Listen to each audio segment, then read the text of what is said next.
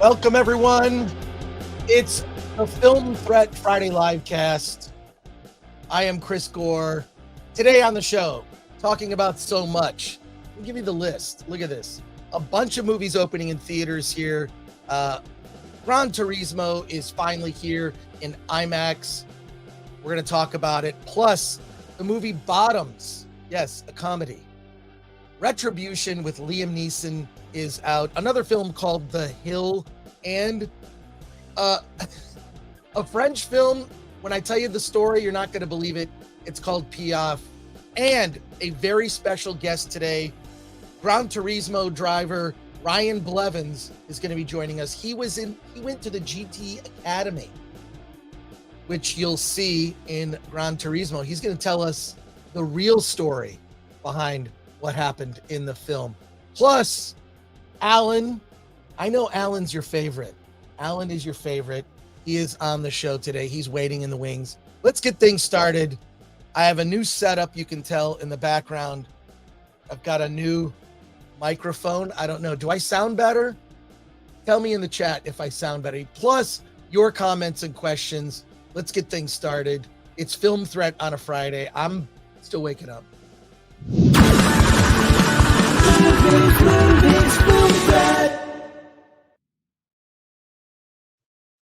Oh, man.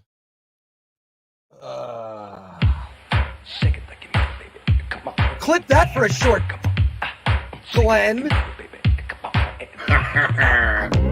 Clip that for a short. Clip that. Clip that for a short. I know where to scratch. Scratch. Scratch.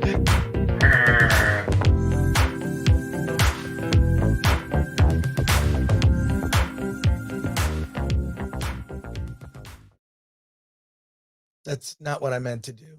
Alan!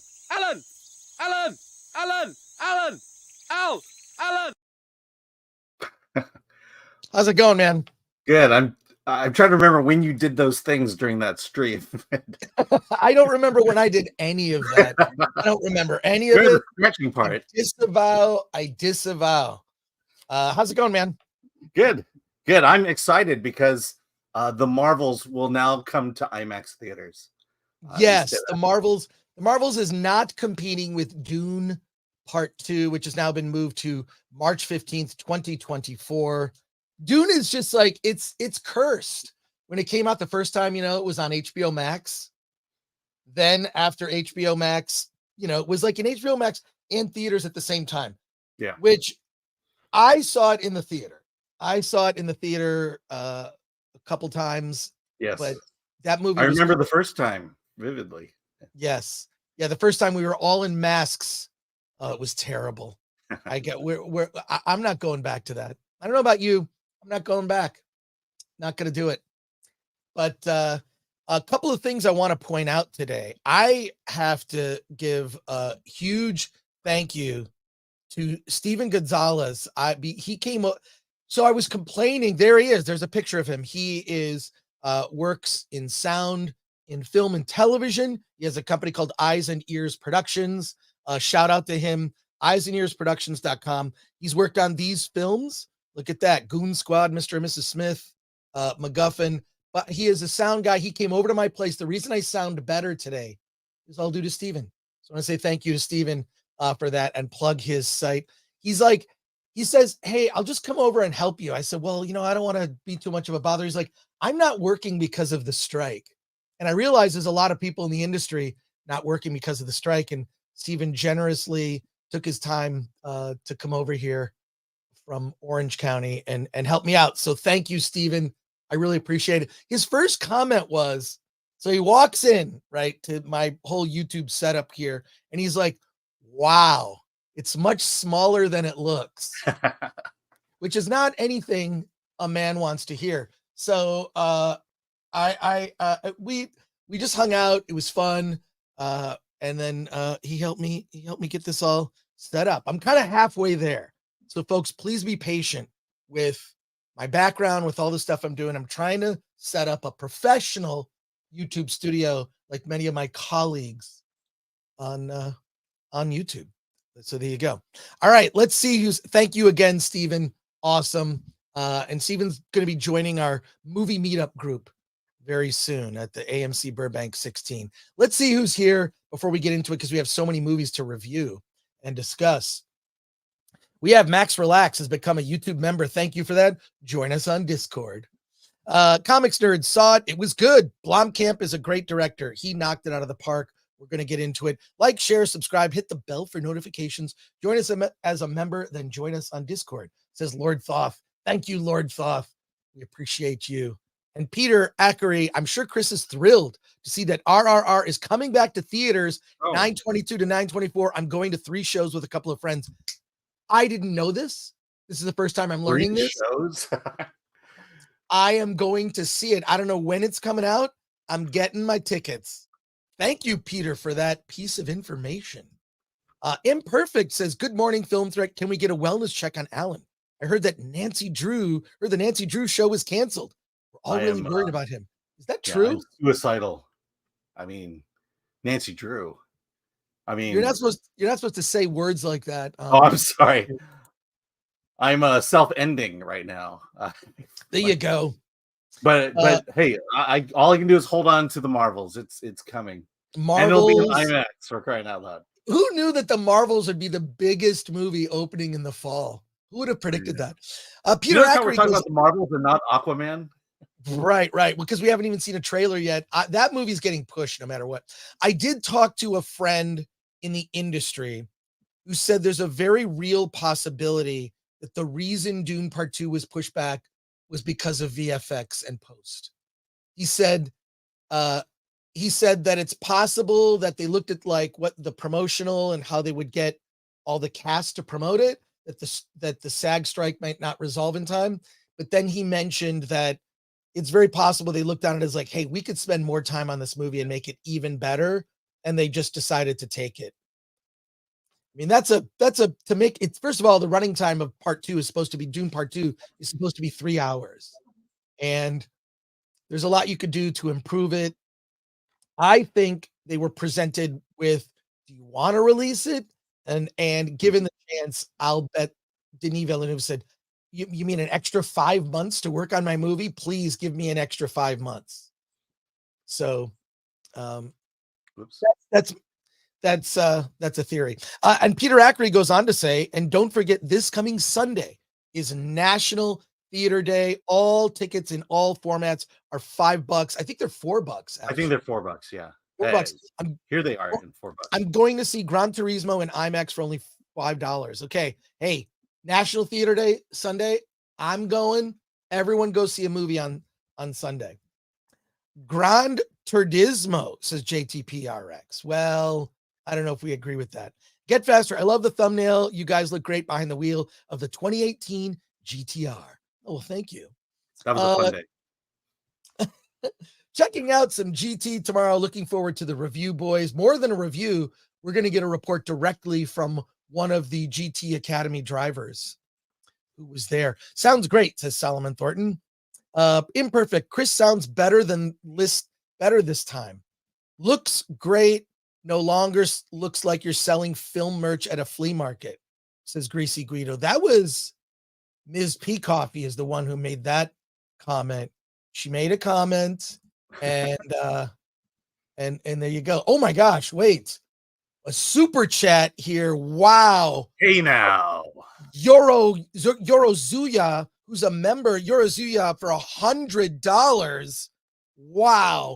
Ciao. Another great Friday comes another great stream. I hope you've recovered from Ahsoka by watching something marvelous since then. I wish you and all of chat have fun stream and a good weekend. May I ask real quick, what's your favorite piece in the background? I'll tell you exactly what my favorite piece is in the background. It is this right here. It is a bronze bust of William Shakespeare. And if you can name the TV show where it is a prop replica, can I go back there and show you what it does?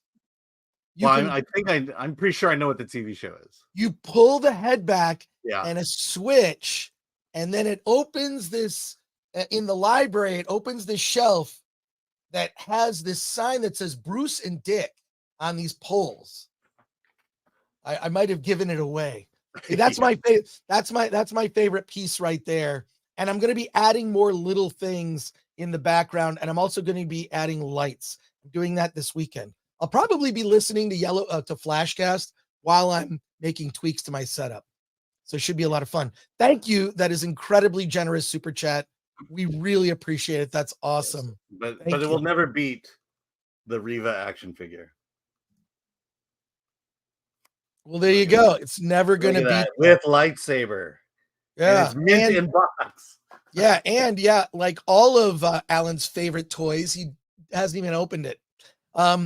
Lori Ormond, member for 5 months. Thank you, Lori. I figured out why Sabine and Riva survived. The lightsabers were set to stun mode. I wonder if they could. I'll bet that they actually even discuss that. Like that there's probably a light tickle mode on the lightsaber. Oh my God, I'm gonna tickle you with my lightsaber. I'm gonna tickle you. Okay, now Glenn's gonna clip this. I'm gonna tickle you with my lightsaber. All right, there you go. Now you got a clean clip. Imperfect says, focus on the Marvels and Ahsoka, Alan. You'll pull through. Yes. And Chris says, I enjoyed your Flash Gordon DV Tuesday, says MK Solid 82. Well, thank you for that. I am really having fun. It's really the DV Tuesday are like kind of my favorite weird things. So there you go. But we have a lot of movies to discuss, so we're going to get right into it. We're going to get to Gran Turismo later because we have already discussed it in an early review. But we've got so many other films to review. So let me get right to it here. Alan, tell us about. Oh, wait, it's not even in here. Oh, what? But should be in there. Retribution. Yeah, because I didn't add it until I saw it, which was last night, so I didn't add it. Are you doing it or? No, that there. I'm. There. Is it there? Is it there now? Yeah, I have a picture. There you go. All right. We're all waiting for Alan. Oh, you want me to do the? Okay, hold on. Wait, can I tell you what I really thought of Ahsoka? Well, okay, I'll give it a try.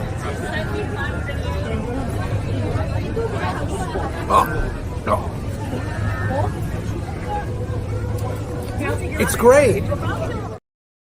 There was my mini Ahsoka review. So there you go. All right. I like how people hate the fact that we haven't seen Rebels, and that we shouldn't. I mean, why you put out a TV show that only people who have seen Rebels will understand? Yeah. Okay. All right, Alan, tell us about Retribution starring Liam Neeson, because I haven't seen. Well, if you've seen the trailer, you've seen it all. Liam Neeson plays Matt Turner, who is I guess I'm gonna say he's an investment dude. He's an investment. He's in a bit of trouble.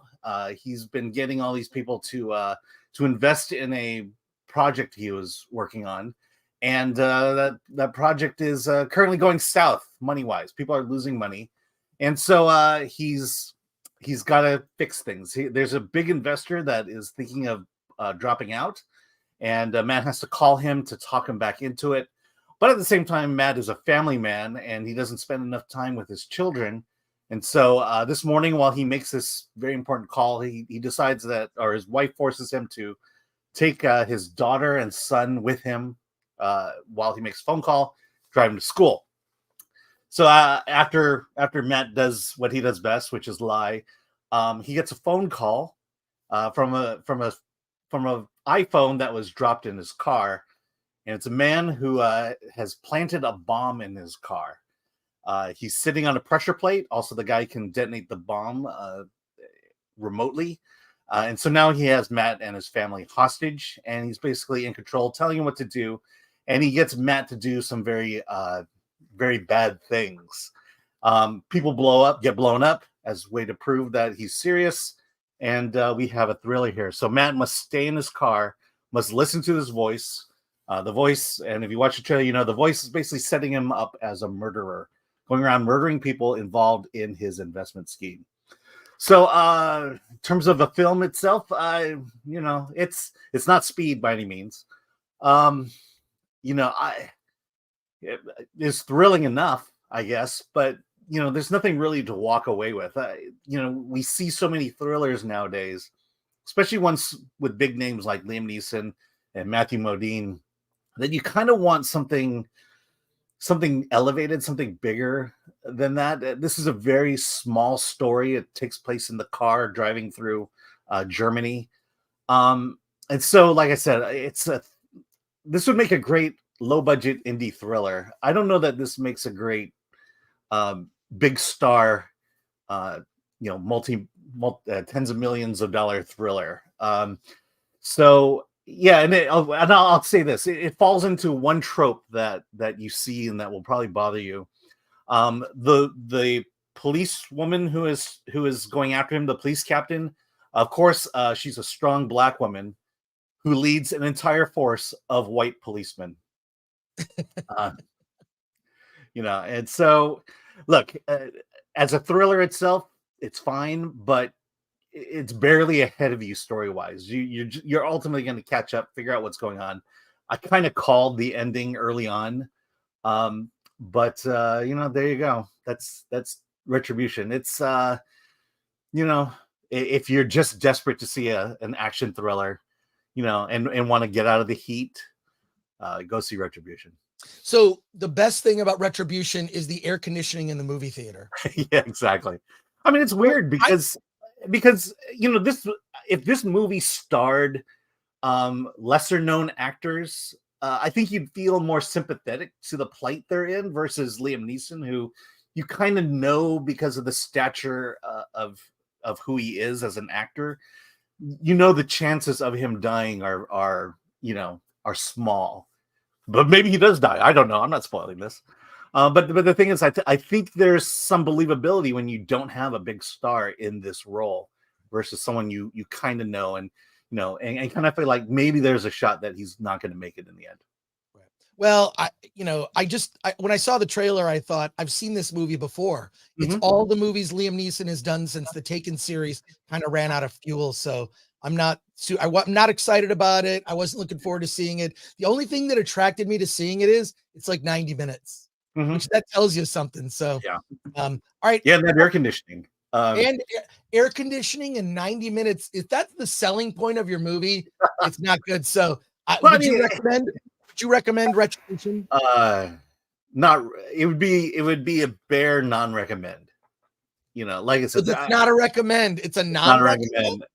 Yeah, I mean, the thing is, ever since Taken, Liam Neeson has been kind of he's becoming this mid-level action hero. He's not exactly the guy who punches you. I think that doing all these movies has diminished his star power. I mean, it really just has diminished it. Same thing with Bruce Willis, who now can't even do films. Yeah. Well, that's kind of how his career ended. Yeah, they just sort of ended with I'm just going to do a bunch of movies and make money. And I feel like with some actors like that, like Liam Neeson, Bruce Willis, Nick Cage, they just want to work. They don't know how to do much else. Just that they genuinely enjoy working. I'm sure Liam Neeson was very good, but you convinced me not to see it, Alan. So thank you. I mean, it's definitely wait till it hits VOD or something. Cool. But since Taken, okay, you say that it's diminishing his reputation. I think he does this because this is what's being offered to him. Yeah, I don't know that he's diminishing. I think it's been diminished. And, all right, we're gonna. Yeah, go ahead. All right, we're gonna go to some quick comments, and then we've got a bunch of other films to review. So we're gonna be very quick here. Joseph says he's 71 years old. Enough with the action movies, Liam. And Brock Samsonite, thank you for that, Joseph. Brock Samsonite says, so which version of Taken is this, Alan? And Brock Samsonite goes on to say, I'll just say I'm not taken with this review. Just kidding. And Akanika says, hey, member for 13 months, 90,000 subs. That's right. We reached 90,000. Thanks to all of you. Marching to 100,000. Appreciate all of you. So that's great. And a quick super chat here from Henry Back to Play for $4.99. Happy Friday, Chris and Alan. Best looking duo in town. Keep rocking the indie scene. Well, thank you for that. We've got some. Yeah, indie I'll films tell here. you. I'll tell you what diminished Liam Neeson's reputation. It was getting stabbed in the stomach with a lightsaber.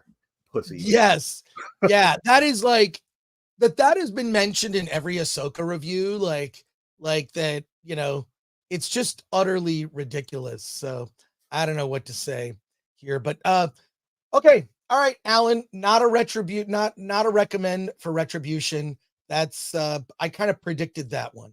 I predicted that one. Yeah. All right, now it's my turn. A film that I've seen that you have not. And when I tell you the description of this movie, I hold on to your hats. Hold on to your hats. This film is called Piaffe. And it's described as a drama fantasy. It's also 90 minutes long. It's about a woman named Eva, played by Simone Buccio, and her sister is a Foley artist. And she receives a frantic call from a film producer saying, "Where's my sound? Where's my sound?" And her sister has been committed to a mental asylum. And Eva now, she's the younger sister. She's more demure, kind of shy. She is now tasked with creating sound for a television commercial involving a horse. And what is Foley? Foley are all the sound effects that are created for any sort of piece of media. When you finish it, you add sort of flourishes of sound effects and simple things. Like, it's unbelievable if you've ever been to a Foley studio and they show it in the trailer for Piaffe. You've got all these different surfaces and then all these different types of things. So she's got like coconuts and pans and things to make sounds with. So she's making these sounds. And I love movies that are kind of self-reflexive. And she becomes obsessed with watching this loop of a horse that's like clopping, its hooves, and she has to like match the sound and make it sound perfect. And she's doing a terrible job. She delivers the sound effects. It's not up to snuff. She becomes obsessed with making these sounds. As this is happening, he grows a horsetail. He becomes so obsessed with this horse, completely without explanation. He grows this. It's this fleshy chunk that kind of moves on the back, at the just sort of the back of her, sort of her end of ball of her spine, right where the clefts of the cheeks of her buttocks are right there. She's got this little thing there that looks very, very phallic. And then it grows hair, and she just starts wearing outfits that accommodate having a tail. Then she starts going to interesting clubs. Let's just say that. I would say fetish clubs, where there's very little dialogue in this film. Very little dialogue. And oh, by the way, it's a foreign film, subtitled, but you're not going to have to read a lot just because this thing is very focused on the sound. And she has this tale and then becomes involved with a man who just accepts her for who she is. There's drama later with the sister in this asylum. I don't want to get into like the last third of the film. It's weird. It's like something David Lynch would have directed back in his heyday. For some reason, I enjoyed this film. I found it very hypnotic. And it's hard for me to like recommend a movie I know is weird and people are going to say that was dumb. Okay, I get it. Like, I completely understand why you might not like this film at all. Like, I get it. I get it why you would be turned off by it. But if you look at the poster, I think, did we post the poster on the Film Threat Instagram? But just look up this movie, Piaffe. It's just one of those quiet, slow by design, but interesting. There are movies that are slow and have a slow pace that aren't interesting. This I found really, really interesting. It grabbed my attention. And I think it's because, it's a foreign film, but, because there's very little dialogue, you really need to pay attention. So I enjoyed it, but I can't recommend it for everyone. It's a David Lynch, like, weird fantasy drama about a very shy girl who grows a horsetail. And completely unexplained. I found myself kind of, it's sort of like a hypnotic, ethereal. Same thing with the use of sound, which is like I was saying earlier. I really love movies that are self-reflexive, which is like movies that talk about the film industry, or I love those kind of things. So I enjoyed it. It may not be for you. No going in. If you like the weirdest of the weird David Lynch movies, like Eraserhead, you will like Piaffe. So the movie comes with a recommendation and a warning. And so there you go. I'm gonna go to any like quick comments about it. I'll say we gave it. It hasn't posted yet, but we gave it a 4 out of 5. Oh, well, see, there you go. But see, I respect that because Bill S. Preston Esquire says surrealism is a hell of a drug. And then, is this a furry thing? Says Suns and Shadows. It's not. You could see it as a furry thing, but there aren't other necessarily furries in the movie. She goes to this fetish club where she kind of finds her tribe. But yeah, there you go. And so thanks, Suns and Shadows. John Flera says, this sounds like an interesting film. I have to put it on the watch list. The surrealism is right up my alley. See, you have to like, it's sort of like saying to someone, asking someone, do you like sushi? Not everybody likes sushi. It's like, I don't like fish. Like, if you don't like fish, you're not going to like this movie. If you don't like surrealism, you're not going to like this film. Gunho Max says, Chris gives this movie a nay. Oh my God. I saw what you did there. Thank you, Gunho Mac. And from Rumble, Scott MCC says, the movie is the answer to the question, what if a foreigner made a copy of a David Lynch movie, not knowing what any of it meant? It's not a copy. It's very different, but it's in the realm of David Lynch, but it's not a ripoff of David Lynch by any means. So, and for 199, Nova 1138 says, Piaffe sounds like In a World and Tusk. Yeah, it's a little bit of that. It's got a little bit of that. But again, I enjoyed it, but that's my warning. Alan? What's it like compared to maybe some Sorry to Bother You? I don't know. Sorry to Bother You is different. Sorry to Bother You is probably a bit more political and preachy, which is the thing that kind of killed it for me. Yeah. But Piaffe is sort of a slow burn. It's an hour and 26 minutes. And I like this whole thread of she has to get the sound perfect. She has to find, like, the director yells at her and says, you need to go out in real life. There's a horsetail right there. Yeah, that's it. That's the thing. You need to go out in real life, experience. So she goes and visits horses. It's, I don't know. I enjoyed it for what it was. So, but we're going to pivot now. We're going to pivot very quickly to talk about another film that Alan has seen, which I'm very excited. I'm going to pivot.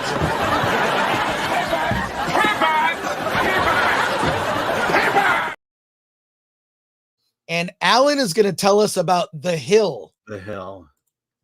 Yes. Which is another movie that is, so a lot of little movies open in theaters today. Mm-hmm. But Alan, tell us about The Hill. Yes, The Hill. So the one thing that excites me about The Hill is the fact that I guess Dennis Quaid is a Christian now. The Hill is a very faith-based movie.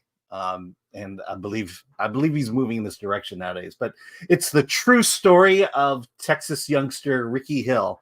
Ricky was born basically with a degenerative spinal disease. So in the opening of the film, he's in crutches. He's in not crutches. He's in what is it? The restraints on legs, kind of like Forrest Gump. I forget what they call those. Braces. Braces. Like that's braces. Right. He's in braces. And he comes from a pastor family. His father is a pastor of a small church. And the father is very, very religious. His life is about following God and insists that his family follows God. And unlike most stereotypes, he's actually a good guy. He actually loves his family and is dearly devoted to his faith. But the one thing he can't stand is he doesn't like his son following his love, which is baseball. He sees baseball as idolatry, trying to become famous. But the thing about Ricky is, though he's in braces, he has a great eye. a great swing, and he can basically hit anything with a bat. So throughout most of the first half, he's hitting these small rocks with a stick, and he's just knocking them out of the park. And people just notice the fact that he has this gift of being a hitter, a great hitter. And the only thing that holds him back is the fact that he isn't braces and he can't run. And so the movie basically is about Ricky's journey to the major leagues. And this conflict he has with his father, who clearly sees that his son is not physically capable of playing baseball, and B, doesn't even want him going into baseball. He wants him to become a preacher like him. And so Ricky and his brother decide that they're just gonna learn to play baseball. They move to a new town under dubious circumstances, and basically Ricky gets into baseball, forges his father's signature, and eventually his father learns what he has done. And so let's put it this way about this movie. Many of you know I'm a fairly devout Christian, but I have seen more than my fair share of faith-based movies, and for the most part, they all suck. They're just not good, and I think this one falls in that same category where the only thing this movie really has going for it that elevates it is Dennis Quaid, Bonnie Bedelia, and Scott Glenn. There's you've got this trio of powerhouse actors behind it, and I think that's how they were able to get the budget for this movie, because it's a period piece. It's shot very well, but in terms of its story itself, it's very faith-based in the sense of, there are coincidences that happen, and let's put it this way: it's hard to tell a story of the miracles God does in your lives in a fictional way, because it comes off as fiction, and that's what this story does. It's a true story, but it feels very fictionalized, and it feels like it just plays its God's providence hand over your life just a little too much. I would almost prefer that this had been a documentary where they actually talk to Ricky and his family and just tell the story that way. So really, it'll do well in theaters because it is faith-based. It is a family film. It has Dennis Quaid in it, and but it's hard for me to recommend this. Even if I wanted you to know more about Christianity and God and Jesus, I'm not sure that this movie is going to move the needle in your life. Gotcha. So very little faith in this movie. You have very little faith in this faith-based movie? I have seen, oh my gosh, like there's a movie that came out in the 70s called Thief in the Night, and it was about the rapture. And I have at least 16 friends who got saved from that movie. And I'm watching it. I watched it back in the 80s. I'm like, how in the world did you get saved from this movie?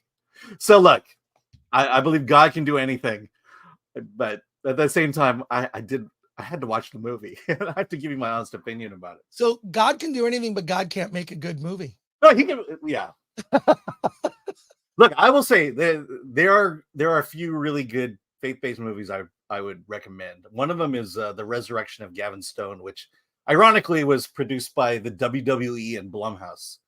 But that is a really good faith movie. All right. Yeah. I'll take it. So, all right, Alan, let's look at what people are saying in the chat before we pivot to another film. Greasy Guido says, a baseball movie. I assume the Asian representation was there. Just like all other baseball movies. So none. Yeah. Okay. Plus it takes place in the South during the 70s. So. Gotcha. Thanks, Greasy Guido. John Flera, Quaid has been in faith-based films for a few years now, those with football and music themes. Okay. Yeah. So I'm pretty sure I missed all those. And Solomon Thornton, who's a member, thank you for that, says, I have seen a lot of faith-based movies myself, Alan. There's only a small selection of good ones. Most of them are just corny. Mm-hmm. So there you go. And we'll go to some other comments here before we pivot to another film. Jason Warren has become a YouTube member. Thank you for that, Jason. And my name is Jefferson for 1999. Thank you for that. We appreciate it. Have you guys seen The Retaliators? Film Threat reviewed it favorably, 7.5 out of 10. but haven't heard you guys discuss it. Would love to hear what you guys think about it. Personally, I loved it. Awesome Bronson-inspired indie flick. I haven't seen it. Alan? I don't believe I've seen it. It must have come out a while ago because I barely recognize the title. Really? Yes. Oh, okay. Yeah. Hey, sorry, Look, my name how is many Jerry. movies do I review a month? Look up the Retaliators. Look it up and throw it up on screen. Let's check it out. A couple other comments here from Rumble. One Punch Man says, "Congrats on 90,000 subs, Film Threat." Well, thank you for that. We're hopefully 100,000 by the end of the year. Can we do 100,000 by the end of the year? If you are, if you're watching this and you're not subscribed, please subscribe. We appreciate it. And also give it a like. Give this a like. We appreciate all of that. Oh, wow. Hey, Chris and Alan saw both Pod Generation and Landscape with Invisible Hand. I felt like Landscape with Invisible Hand was just too disjointed and lacked direction and coherence. Pod Generation was awesome.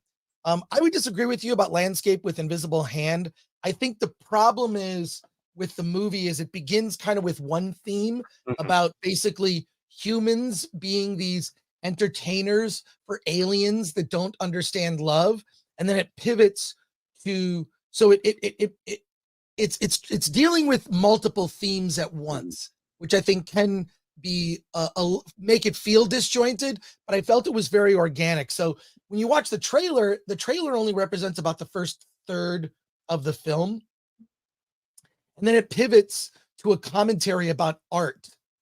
I don't want to give away a spoiler, but the main protagonist in the film is, he's a high school kid and he's just doing art based on what he feels, what's in the zeitgeist, and people really respond to it. And the aliens don't understand art. So the aliens try to change his art so they can make it better, and he's offered a choice. I thought so. So there's really there's several big themes. There's the thing about love and a commentary really on modern YouTube, because this young high school couple suddenly become entertainment for aliens. So there's that. There's also a thread about purposelessness and kind of like a comment on the current state of the economy and the widening divide between elites and the dwindling middle class. They're a direct commentary about that. So I really liked, I'm not going to tell you Landscape with Invisible Hand is a perfect movie. I'm saying it's the best sci-fi I've seen because it's actually about something. It's about ideas. It's not like Strange New World Star Trek where, it's sort of pushing agenda.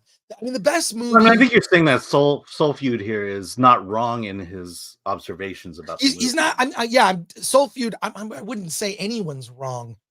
What Soul Feud thinks is his or her honest opinion about, or they. Should I say they? Or whoever this person is. Soul Feud. My apologies. Soul Feud is welcome to feel that way. I'm saying I understand, and I think that there are three main themes being juggled, and it's a commentary on art and expression. It's a commentary on our, living in public when it comes to YouTube and reality, and how suddenly humans become entertainment for aliens. And it's also a comment on the current state of the economy and the widening gap.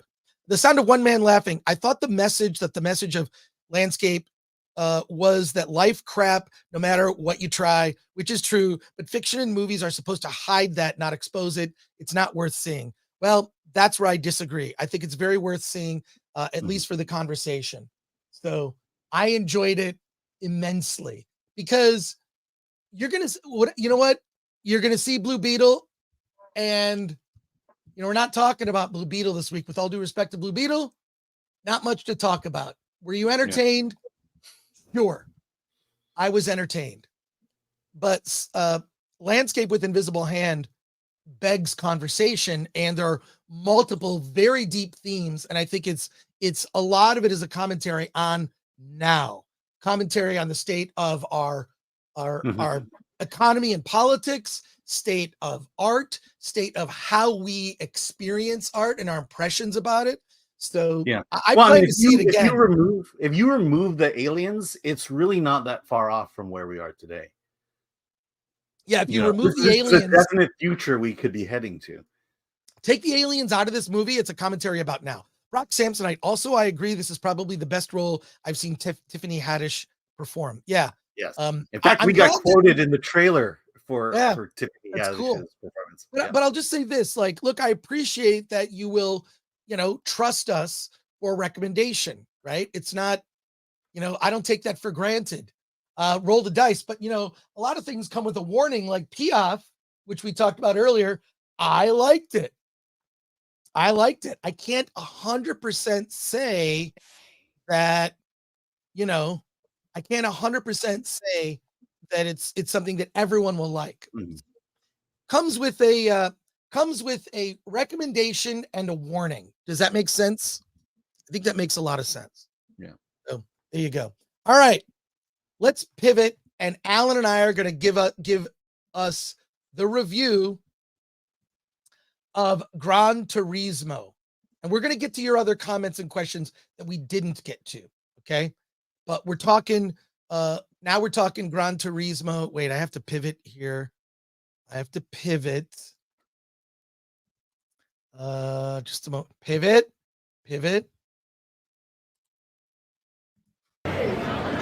Humans, why are you not reading Film Threat magazine? You filthy humans, you should know your place, and your place is to be reading this magazine. Yes? All right, let's talk about it. We have a special guest that's going to be joining us at the top of the hour in about 10 minutes or so. But Alan and I are here to give you our review of Gran Turismo. I saw it and enjoyed it. I saw it again last night in IMAX. It's even better in IMAX. See this movie in premium format, in particular IMAX. It was shot for IMAX. It looks incredible. The sound shook the theater, and I gave you my previous review for it. It's among the top sports movies I think I've ever seen. May in fact be one of the best, probably if not the best racing film. Neil Blomkamp knocked it out of the park. It is based on a true story. We know that there was a little bit of it's not 100% everything that happened. We'll get to that when our special guest joins us. But Alan, I really love this film. What did you think of Gran Turismo? I really loved it too. I don't know that I would say it was my favorite sports movie or my favorite race movie. I think Ford versus Ferrari still is better than this, but it's very good. We mentioned it last time when we talked about it, but the trailer does zero justice to this movie. The trailer just makes it look like, hey, these kids, they won a video game competition, and now they get to race actual race cars, which is a stupid thing to do. But this one is just what I like about this movie is it captures that's it's that underdog story. It's you got the kid there who wants to do this for a living, and his way in was through the video game, and he has to constantly be fighting his way to the top. He has to fight his father to let him follow this foolish dream. He has to fight his co-competitors who want the job that he wants so badly, and then he has to fight to find credibility within the racing industry. And that's what this movie is all about, is not laying back and getting angry and mad that the world is unfair to you, but it's taking life by its throat and fighting your way to the top. And I think that's why this movie is inspiring and why it works. And plus has a lot of great racing scenes. There's an event that happens to the character prior to the third act that is just devastating. And it's kind of like, it's hard to believe this is real, but it is real. And I will disagree. I'll say watch it in Dolby theaters. The sound there is even better, and you're in recliners as well. So I would definitely see it there. But yeah, I love this movie, and it's just, I just can't get over the fact that the trailer just made this movie look so bad. It might be one of the worst trailers for a really good movie that I've seen in quite some time. Usually it's the opposite. It's the opposite, that it's like the trailer's always good, and then you see the movie and it's just okay. I mean, because the problem is it sets it up as if it was The Last Starfighter. And I think that just turns people off in the sense of it just makes the movie feel unbelievable. And that it's just gonna be this wacky video game movie when it's far from it. Yeah, so I'll just say this: seeing it a second time, I enjoyed it even more. I was surprised that it actually got emotional. You really feel the stakes that are involved.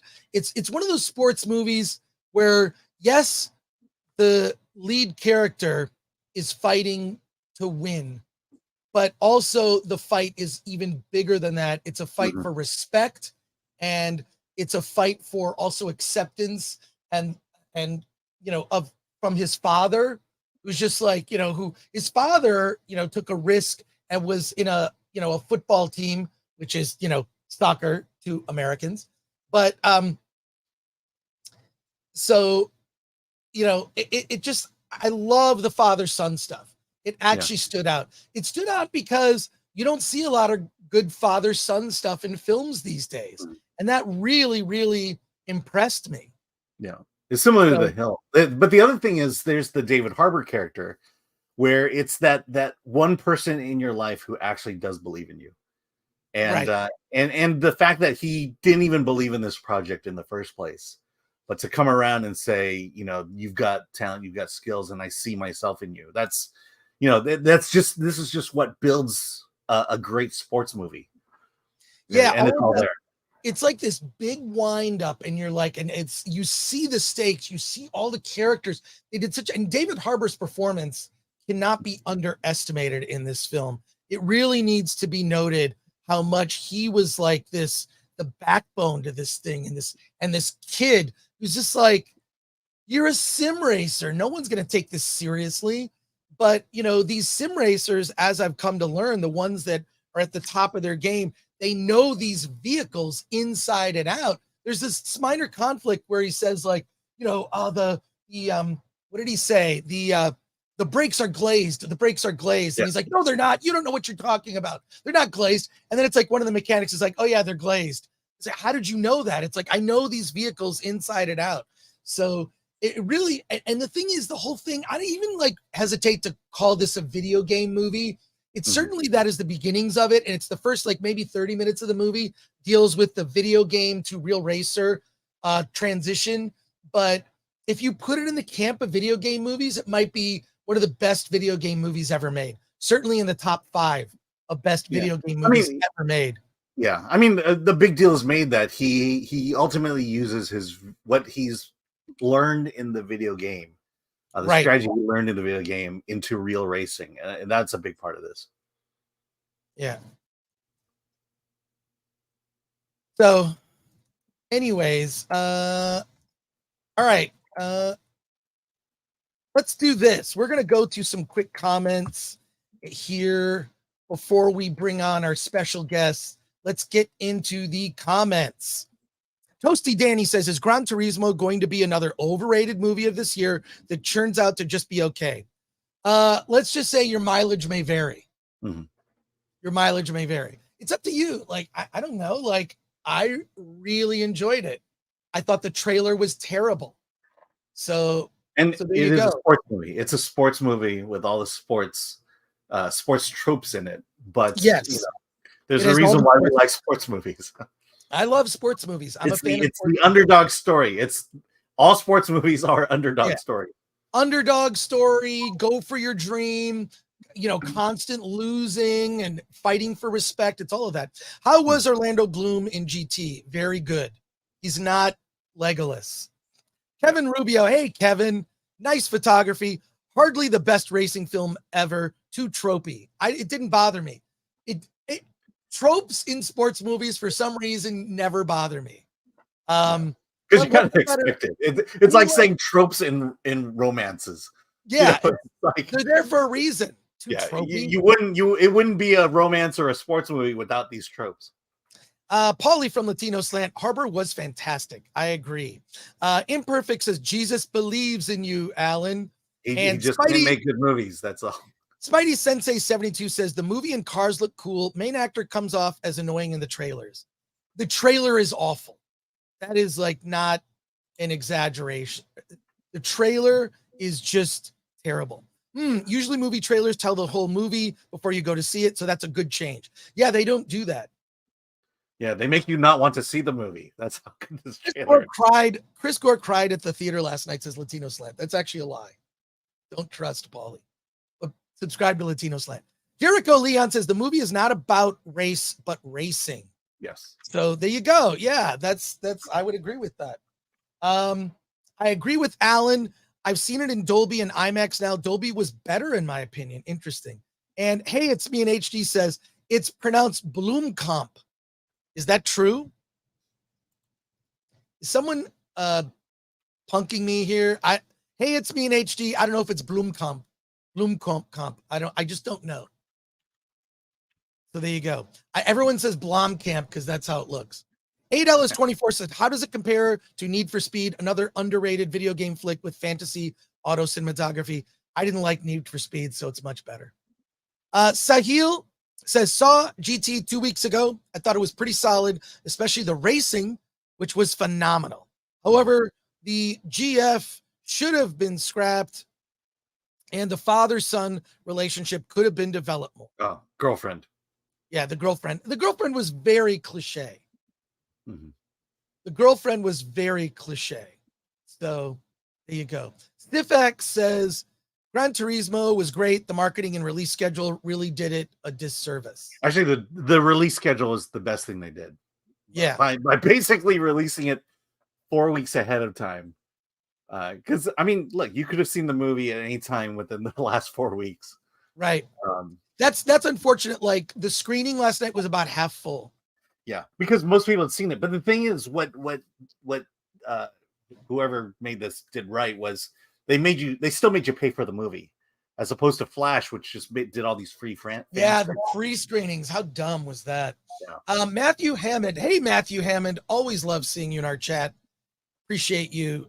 Does Chris think this movie is better than Ford versus Ferrari? I don't know if I see Ford versus Ferrari as more of a drama than a racing film. I don't know. I kind of see them the same. This is see them the same. Yeah, Ford versus Ferrari is definitely better. I mean, I would say Ford versus Ferrari. Yeah, Ford versus Ferrari definitely better, but Gran Turismo is probably more fun, and it's more cliche, and it leans more into tropes. Ford versus Ferrari is absent of tropes. And hey, it's me in HD. Thank you. Sorry, Chris. I heard a South African person explain that that's the way it's pronounced, even though no one does. So it's Blomkamp. Thank you, Blomkamp. Thank you for that. Hey, it's me in HD. Appreciate it. I like being corrected.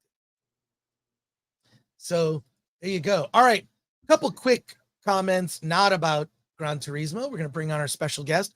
Pod Generation was a well-written movie, says Rida Ibn Muhammad. And Absolutely. Jason Warren has become a YouTube member.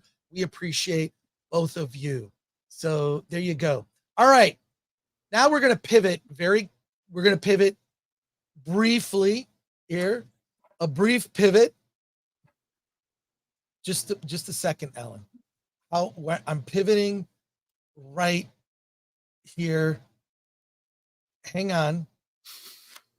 Hi, Dad. I miss you. Hey, that's what we made. One. That's Alex, not the one. do you love Refrigerator? I love Refrigerator. That's not it. All right. Let's get into it. Joining us on the show today is someone who reached out to me, Ryan Blevins.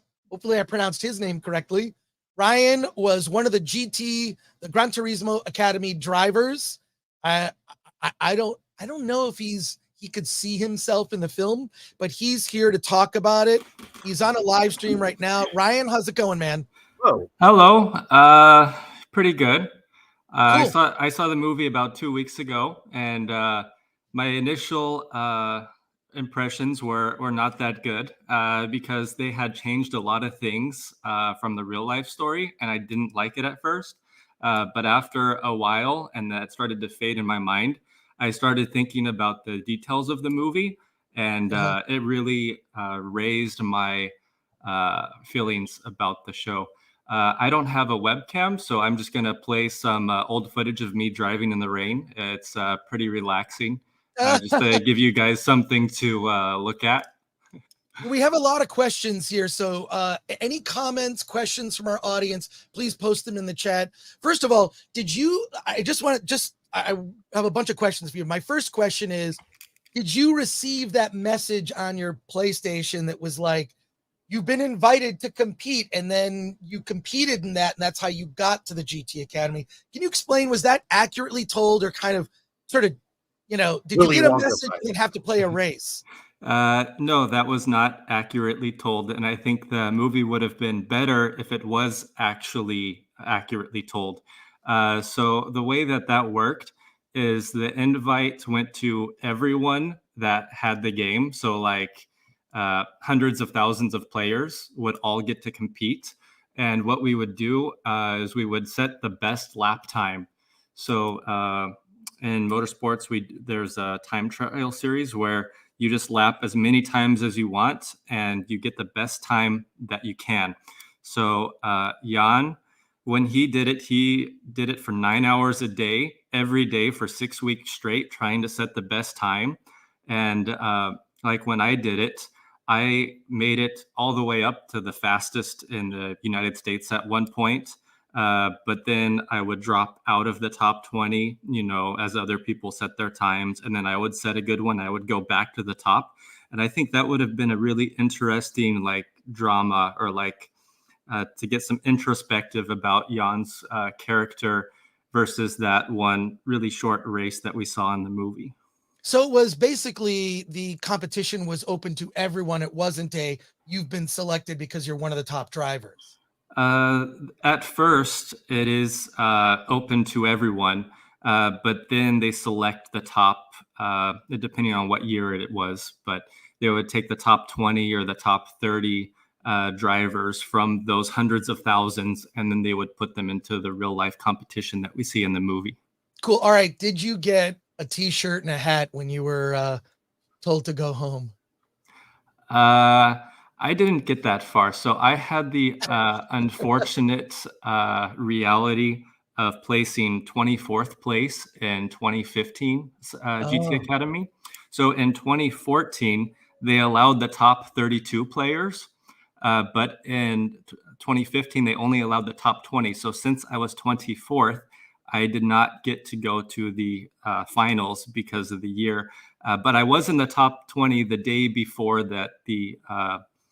So the trials are 6 weeks long or something like that. And the day before, I was actually qualified. But in the last 16 hours, I got knocked out of the competition.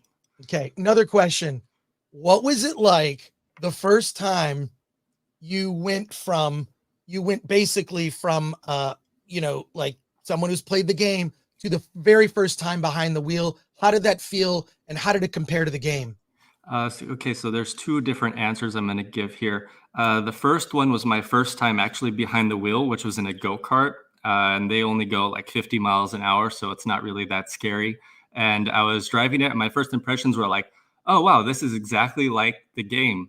This is really realistic. I recognize all of these feelings. And then I got out of the go-kart 7 minutes later, and then I find out that I was the fastest person that was in the go-kart the entire day. And they run these all day long. So I was the fastest person on my first time driving the go-kart. But then when I transitioned into driving a car for the first time, I was really scared because, it's way faster. There's a lot more pressure. It's a lot more dangerous. So that fear was really bothering me, and it made me really, really slow. And it took me like a couple of hours to get used to it. But after the fear faded away, I was able to improve my speed. And I think it is very similar to the game. The biggest difference is the fear. That's what separates the good real drivers and the good sim drivers. Cool. And we have a bunch of questions from our audience, so hope you stick around. Yeah, I'll stick around. Yeah, cool. But I have another question. Okay, how accurate were some of the other things? When we had an email exchange, you told me that, you know, a lot of the things and look, I'll forgive the movie for this. So I know that like you knew Jan from going to the academy, but a lot of I'm sure they played with time. I'm sure they played with like the sequence of events. What were some of the things that stood out to you? However, there's a big thing, and this could be considered a spoiler for people if you haven't seen the movie, but there is a crash that Jan is involved in where a spectator is killed. Now, they never mention in the movie the name of the spectator. I didn't notice that there was any sort of tribute. I actually think that may be the more respectful way. I don't know if you want your life immortalized as like this tragic event in a video game, but we actually have the real footage of that crash. No, we don't. I didn't. Well, maybe you do, but the one that I sent you was of a different car. Because it's a different car, but this is a similar accident. Yeah. So I can share screen and show this. I'm gonna present this here. So, but can you tell us what were some of the things in the movie that were not quite accurate that bothered you? And I'm gonna show this footage that I have right here. Oh, 2012. This is the one from the Le Mans race. Yeah. So the thing that bothered me the most is that the movie acts like Jan was the first GT Academy winner, but that's not true. Lucas Ordonez won the competition in 2008. He was a Spanish driver, and he had a very successful career. He didn't retire until 2019. And Jordan Tresson won the second one in 2010, and he did not do as well, but he still became a professional driver. And then for the third year, there were like 2 or 3 drivers, which includes Jan. So by the time that Jan won the competition, he was like the 3rd or 4th or 5th driver to win. And the movie pretends like he is the first one. And that really bothered me because it was like erasing the accomplishments of the drivers that came before him. But I do like the idea that it's like the big premise of the movie is, can sim drivers go from sim to real world? And the answer is yes. That is the answer resoundingly. And it's like, you know, I feel like the movie, you know, like it's a movie. It's not a documentary. But Yeah. But this does make me want to see a documentary about the real events, like those things on ESPN. What are they called? 30 by 30? 30 for 30. Yeah. 30 for 30. Yeah. I like those documentary series. Here's another thing of the This is another video that you sent me of a Porsche flip. If you want to see more of this story, there's actually a reality TV show of every season that's on YouTube. Every year they had like about 6 episodes that are like 30 minutes long, detailing like the advancements and like the drivers being eliminated and everything. So if you really want to see the real story, you can just look up the GT Academy show on YouTube.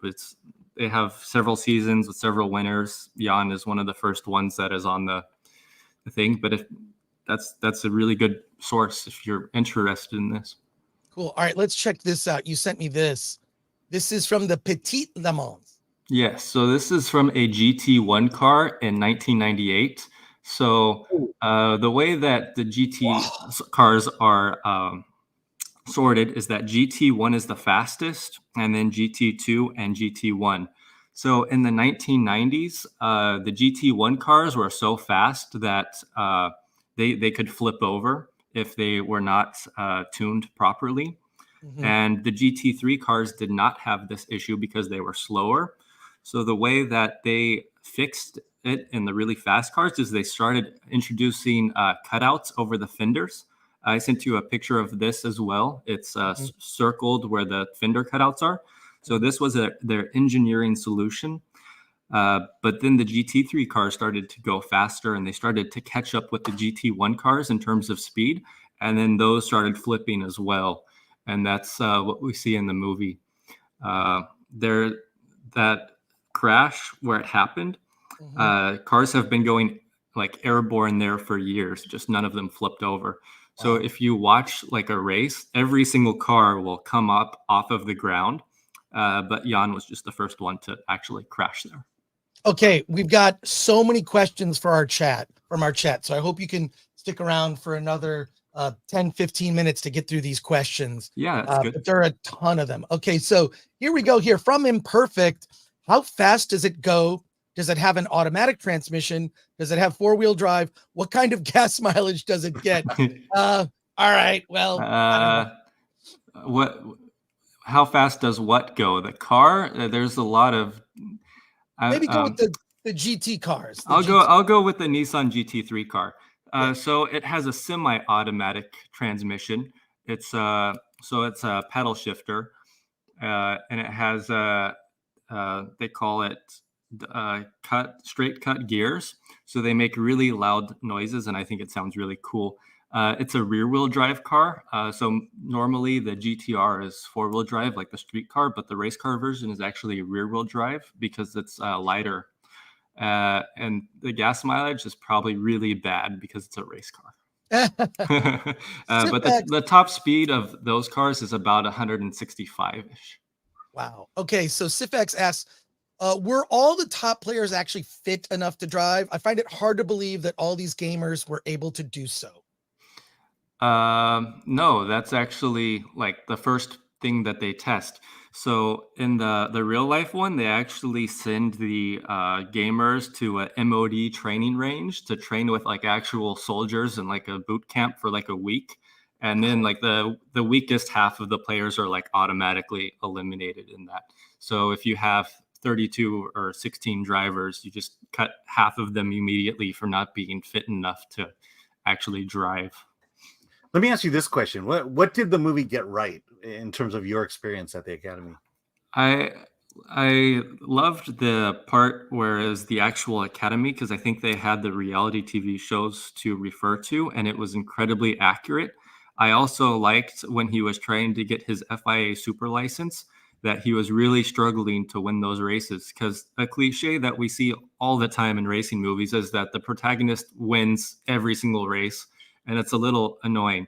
But in the Gran Turismo movie, I think he never wins a race after he wins the Academy, right? Like his best finish is like third, and then he has like a fourth place finish, and he gets like 20th. And that's a lot more accurate to real life. Yeah, he almost wins the first race and then crashes. I think that's the way it portrayed in the movie. Mm-hmm. Hey, it's me, and HD says that makes it even harder to come out on top. So kudos, sir.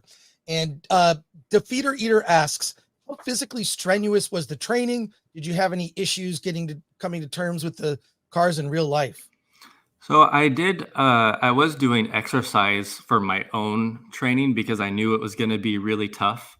But I didn't actually get to the MOD training range. But it looks, if you watch like the reality TV shows, it looks really, really hard.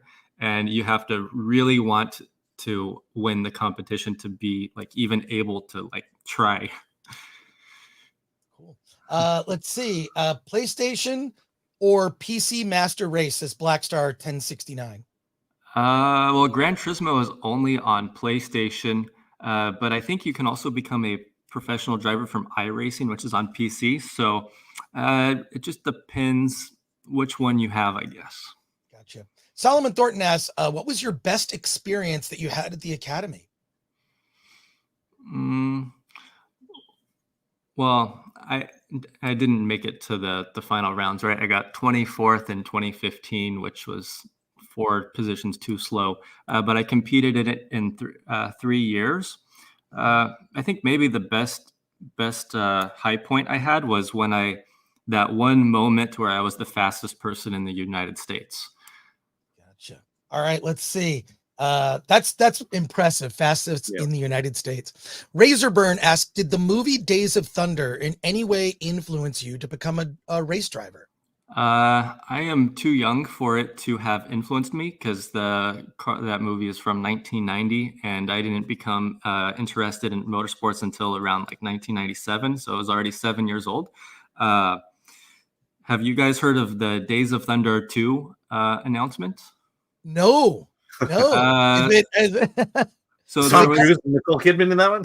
there was actually an announcement a couple months back where Tom Cruise said that he was interested in doing Days of Thunder 2 because of the success of Maverick.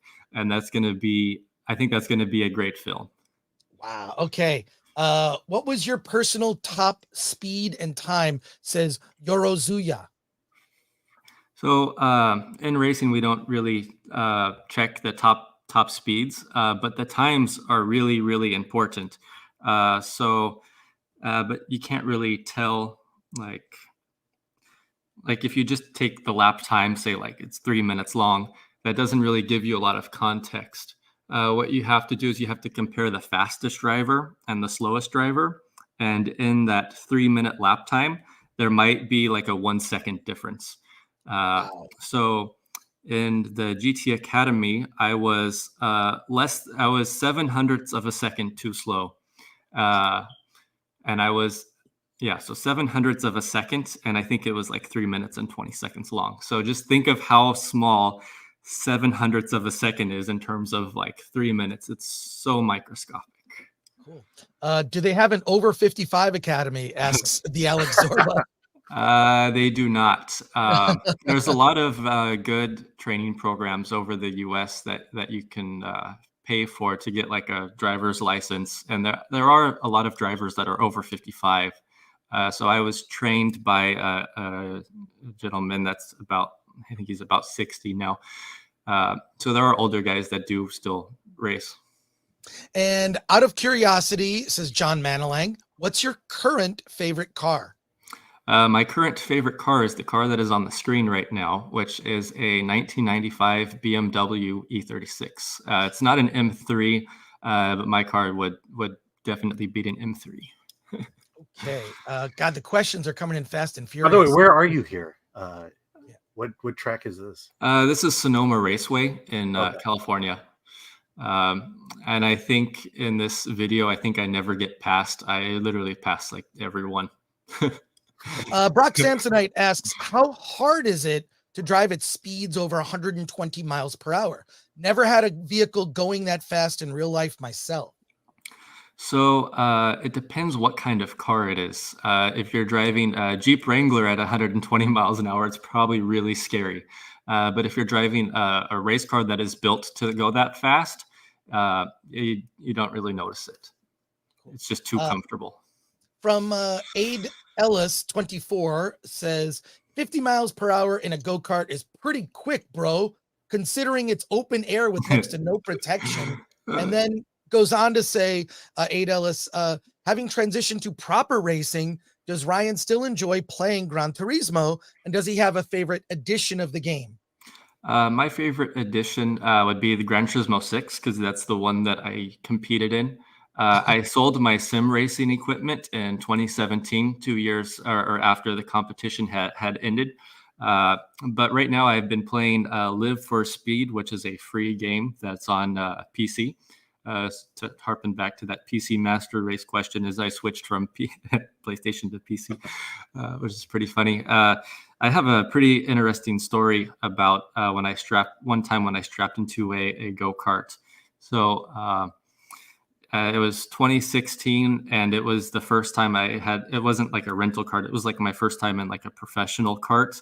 And I sat down and there was no seat belts. There was no protection. I was like, wow, this thing is going to go 75 miles an hour. This is like really scary. And then I drove around the track for like less than a minute. And then I forgot all about the seatbelt not being there.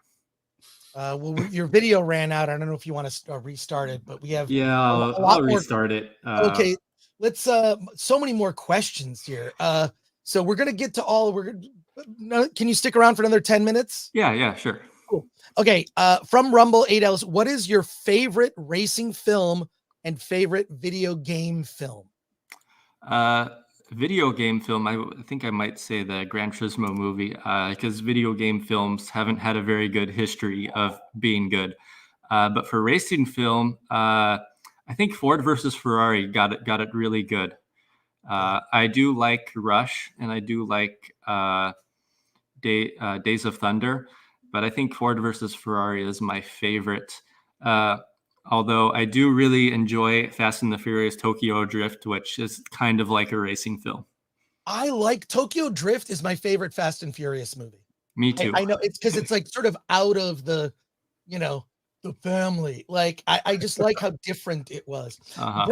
Graham Robbins asks, was the Hans device you had to wear the same type that the F1, IndyCar, etc. guys wear? I have actually never worn a Hans device, but I think they are the same for each one. I think there's two different versions. So one restricts your head movement to like 15 degrees, and the other one restricts it to like 25 degrees. But I think they are all rated for the same. They might be a little different. I'm not sure. I never had to wear one, but they seem very uncomfortable. Chris is wondering what a Hans device is. Yeah. It's a really sad history. So in motorsports, there's a thing where drivers used to die all the time. Like it used to be every couple months someone would die. So in the 1990s, there was I think he was a race car driver, but also an engineer, and his name was Hans. So he created a device that would prevent your head from moving, so that your neck doesn't break in the sudden stop. Ooh. And after Dale Earnhardt, Dale Earnhardt and Ayrton Senna, which are like the two most famous drivers in history, they died from the same thing. And the Hans device, if they had worn it, it would have prevented their deaths. Oh my God. More questions here. Let's see. I had this from Goober, asks, did you like how the racing techniques were portrayed in Gran Turismo? I did really like how the racing techniques were portrayed in the film, although I have heard complaints from other GT Academy finalists and winners that said that the driving line that Jan was always taking was very unrealistic. But it didn't really bother me too much, because the way that I took that is that a lot of drivers in Gran Turismo are really slow. So even if you take the slow way, you can still beat them. And this is more of a comment. Womp Biscuit says, going that fast on a wet surface? Yeah, that just seems super dangerous. It was a lot of fun. It's the most fun I've ever had in a car. Crazy Cat asks, did you learn family values from the Fast and Furious movie? Question. I don't know how to answer that one, but it does have a very strong. Fast and the Furious does have a very strong family, and if you notice, Brian was the first person to mention family in those films before Vin Diesel. Question here from Tony Banash says, Banak, hopefully I got that right. Did you keep to any superstitions before a race? Eat the same things, wear the same socks. Did you have any kind of superstitions at all? So I do kind of like the same thing that Jan does in the movie. I just take deep breaths and try to relax myself as much as possible, because when you're in the car, it's super adrenaline, and there's a common saying that I've heard where fear shrinks your brain or something. So if you can keep calm, you stay faster. So I literally just try to stay as calm as possible before I go onto the track. Tony has another quick question, says, which, if any, were your favorite racers growing up? That would definitely be Jeff Gordon. So in the late 90s and the early 2000s, I was definitely a NASCAR fan. And since I was a little kid, I really liked the rainbow car. As an adult, the rainbow car is still really cool. But Jeff Gordon was my favorite driver. But then when I switched over from NASCAR to GT and endurance racing, I really looked up to the GT Academy guys, right? Because the GT Academy program started in 2008, and I competed in 2013, 14, 15. So I was really looking up to these drivers that had already won. Cool.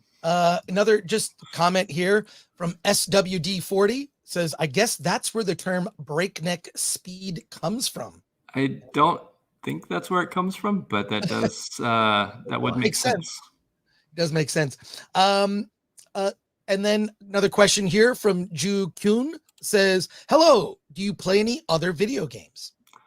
Yeah, I used to play Call of Duty just like everyone else what the PlayStation does, and I really enjoyed that. I haven't played as much games as I would like to recently, but yeah, video games have always been a lot of fun.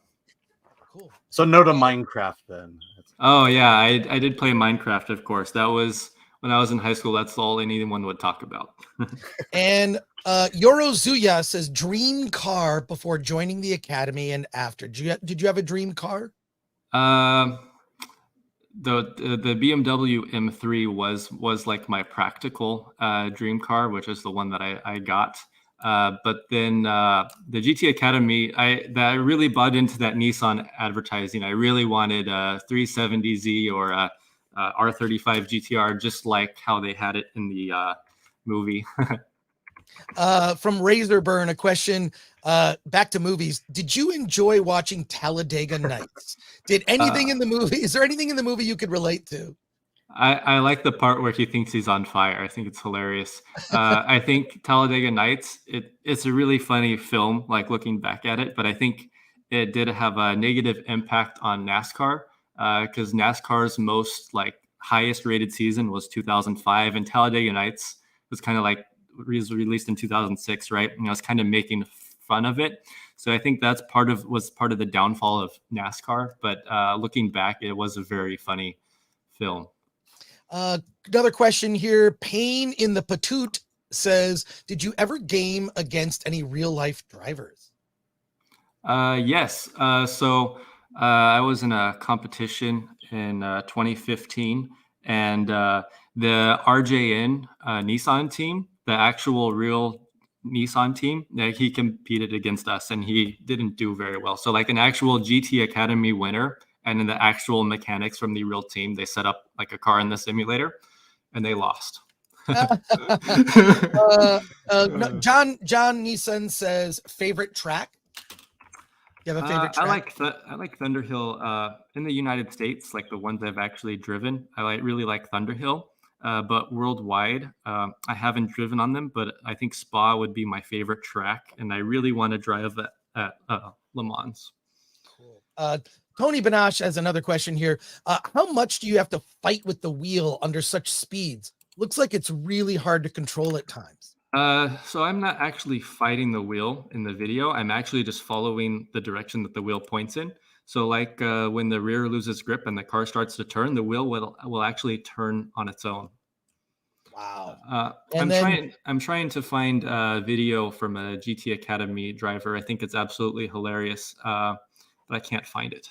Okay. Let's see here. What did you think of that NASCAR wall ride? It says Defeater Eater. Everyone that I know thought that it was awesome and that it can't happen again. Oh, wow. Okay. Because like it's really dangerous, but we've been doing that in video games for years.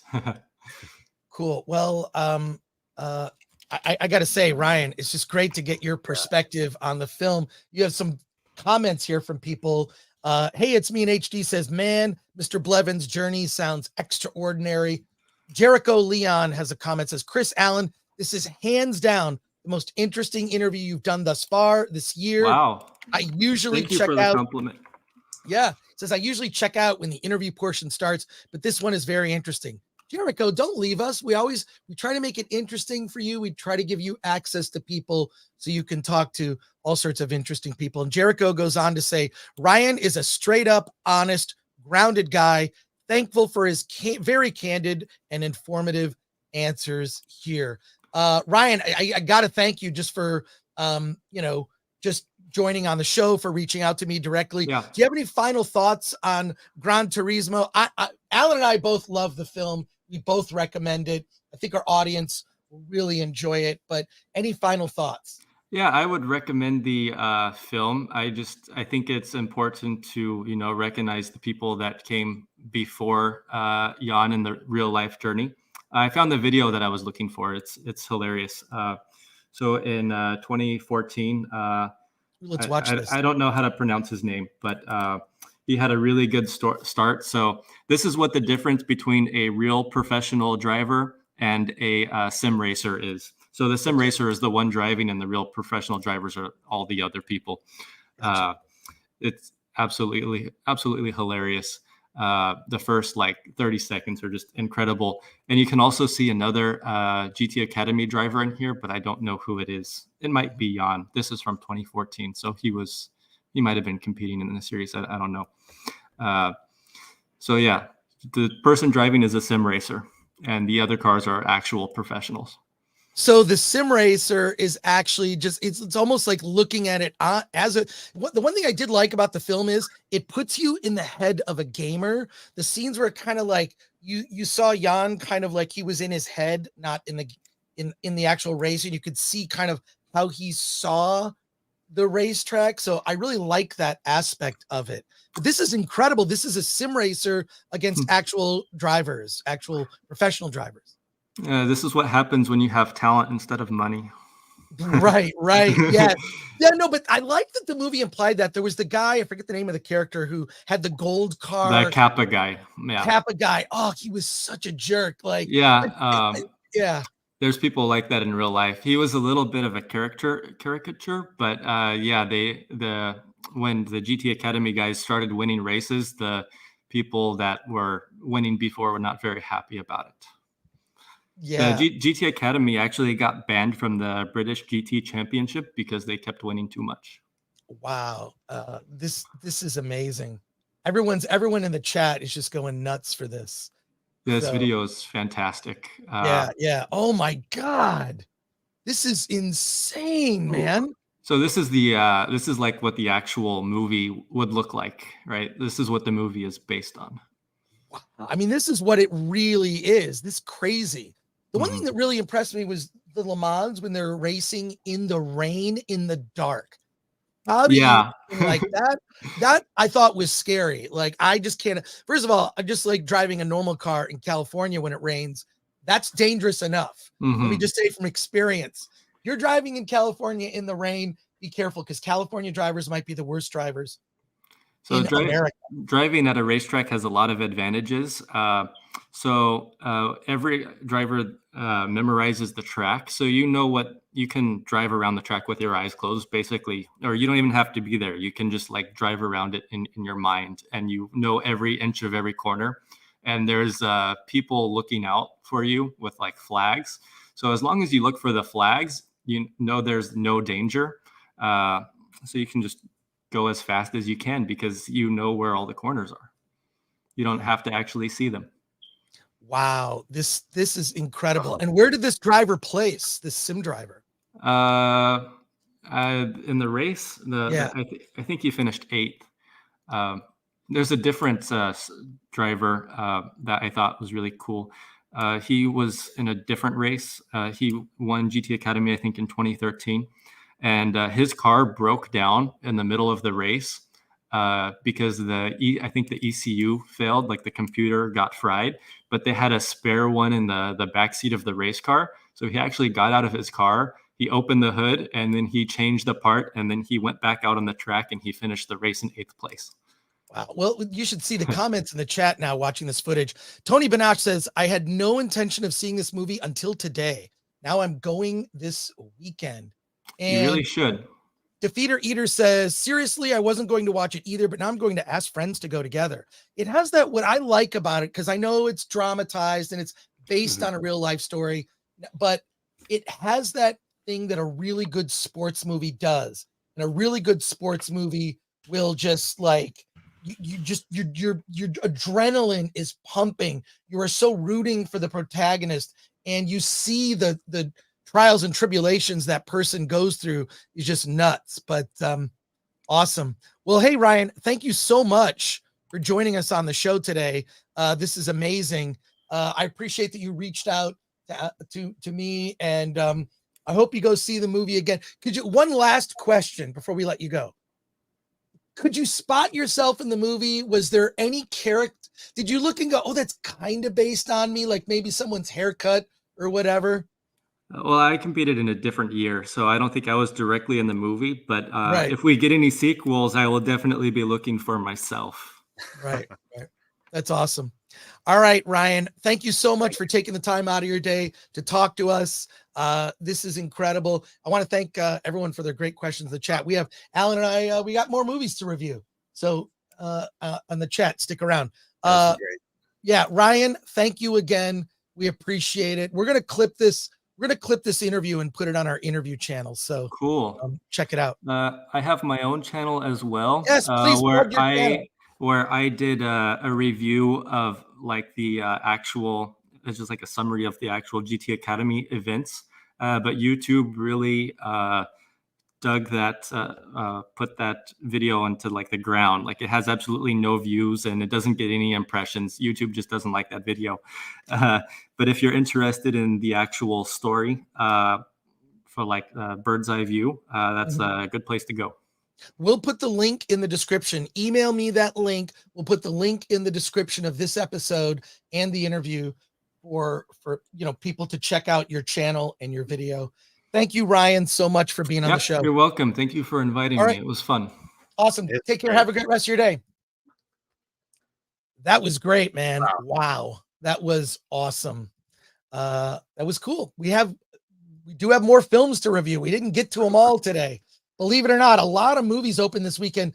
I am a little concerned that with the change of Dune Part 2 to now, like the Dune Part 2 is now moved to 2024, March 15th, 2024 is when Dune is coming out now.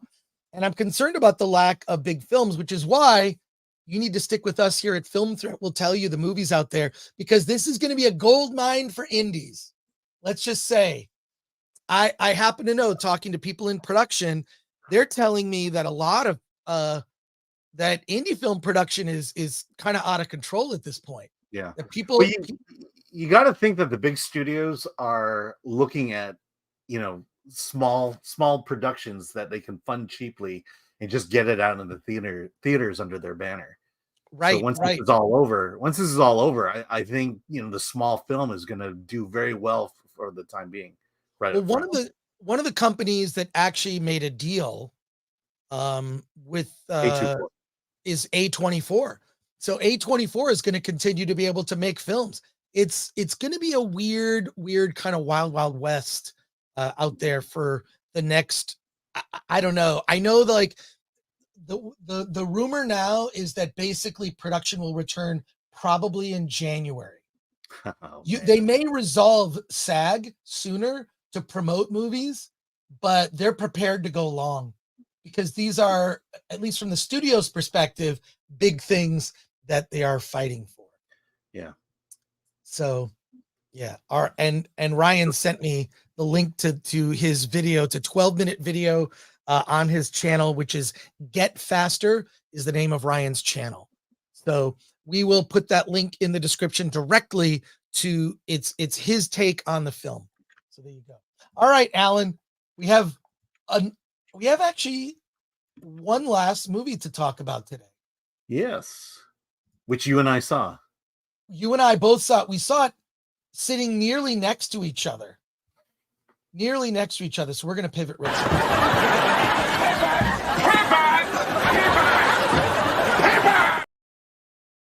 All right, here we go. Alan and I saw a film, and we don't normally get to see movies together, but we actually saw this movie at the same screening. And the movie is called Bottoms. Bottoms is directed by Emma Seligman, who did a movie called Shiva Baby. This is her second feature film, and it is made through MGM. It is a teen comedy about two high school friends, PJ and Josie. Let me give you the log line here real quick. Okay, yeah, all right.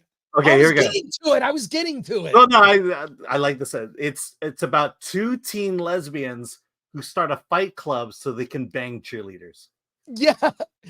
Okay, so this, and I have some things to say about this. Okay, I have a lot of things to say about this film, but so PJ and Josie, they're friends, and they're like they're average looking girls, or they assess themselves as we're average looking, we're lesbians, nobody likes us. They're kind of nerds and considered losers. They try to talk to popular girls and hot girls who totally brush them off that they're idiots. And they're like, well, how do we get these like hot girls to pay attention to us?